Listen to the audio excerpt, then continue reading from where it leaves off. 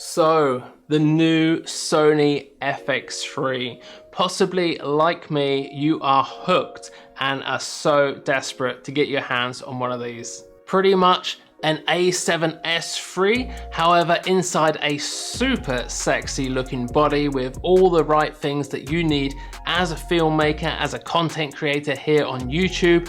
What more could you ask for? Well, I'll be honest, by the end of this video, you'll maybe asking yourself if it's actually worth the price, because we do have a little spanner to throw there in the works. So I'll show you another camera, which has also just recently came out, which is actually half the price. So we'll be getting into that in just a moment. But I've got to say, I think the FX3 is a super sexy camera and I really want one.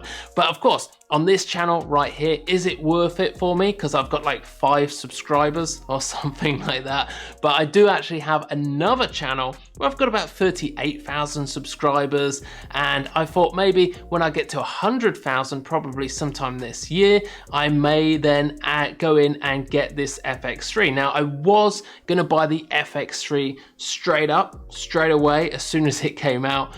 But the problem is, unlike the FX6 and FX9, it doesn't have those built-in ND filters. And if you've seen footage of those cameras and seen how cool it is when you go in like from a shady area out into bright sun, back into a shady area, and those built-in ND filters, they just do it all for you and sort all that so you don't have to worry about it. I think that is absolutely fantastic and would be well worth the money if those ND filters were in there. So without that, I'll probably just wait. I don't really care. You see, I started my old YouTube channel there with nothing but an iPhone. So I started that using this iPhone for the first maybe 10, 15,000 subscribers, and the iPhone done absolutely fine. Although it was a little bit not the best image. So I ended up buying the Sony A5100, which was a fantastic camera. It's got the flippy up screen. It's a little bit jiggly if you take it out and about because there's no image stabilization at all, but put a decent camera lens on there and it's a really nice crisp image. And also, just £200, so ridiculously cheap. Actually bought this on eBay. It was brand new from a seller on eBay, came brand new with a bunch of other accessories. Really cheap, a great camera.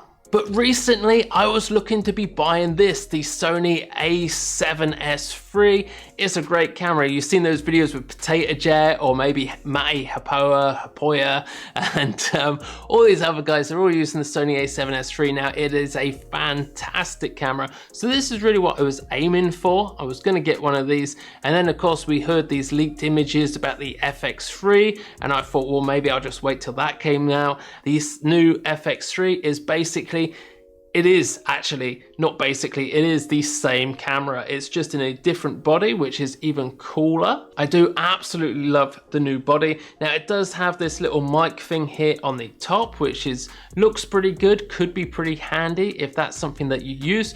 For me, this camera that I'm filming on right now is the Sony A6600. So, you know, started on this. This is still an APS-C camera, just like this one was. However, the A6600 is possibly the best APS-C camera that Sony do by far, and it has the Sigma lens on there as well, so really nice combination. And for the audio, we're using the Tascam with the XLR mount, and that goes into this little Sennheiser mic here. So you see the camera is actually like, I don't know, 2-3 meters away from me right now. It's quite far away.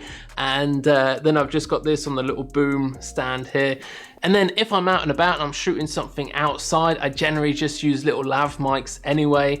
So I'm not sure I would really need the little microphone to be on top of the camera, because you know, I just don't really know if I'm actually going to get that much use out of it, although I do think the little carry handle is pretty cool, and filming using that is probably really nice anyway. Although of course you could just buy a little small rig one anyway if you really wanted to, and it'd be a lot cheaper than £4,000, that's for sure. So this one, I've got to say, if you're just looking between this 4,200 and the Sony A7S III, extra £400, is it worth it? Should you just get the A7S III? It's got the viewfinder. I'm never going to use that. I never do on any of my cameras, so I'm not really bothered about that. So yeah, you know, I like it. I want it. I want the FX3. I really do. It's a super sexy camera, and I think when I get to 100,000 subscribers on my main channel, not this one, then I'm thinking very seriously about buying it, even though it doesn't have those ND filters, or at least that is what I was thinking this morning, before I saw that this bad boy had just been released. So this camera here, this has just been launched. It's the Blackmagic Pocket Cinema Camera 6K Pro.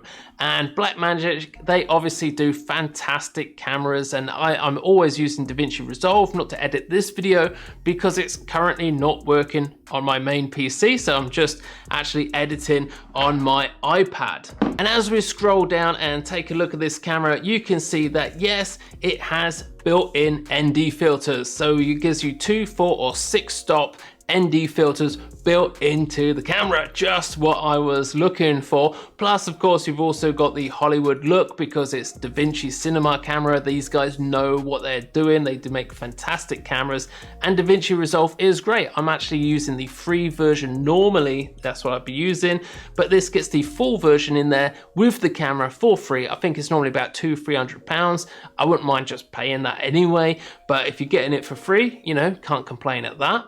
Plus, also, you're getting 21.2 megapixel camera. So if you ever want to take some photos, like possibly, like the only thing that I really take photos of these days is basically just for the thumbnails for my YouTube videos.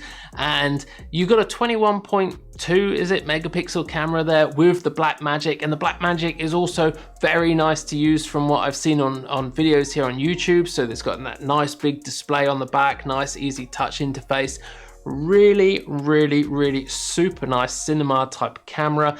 Is it better than the FX3? Well, the big thing that has me concerned is the price. So here we go. This is the Blackmagic Pocket camera here, 2,200. 2,200 compared to 4,200. So we're talking £2,000 difference. £2,000, that could be a couple of super nice full frame lenses, or maybe possibly an amazing cinema lens, or maybe even just like one simple lens and also a really nice Ronin-esque gimbal, something like that.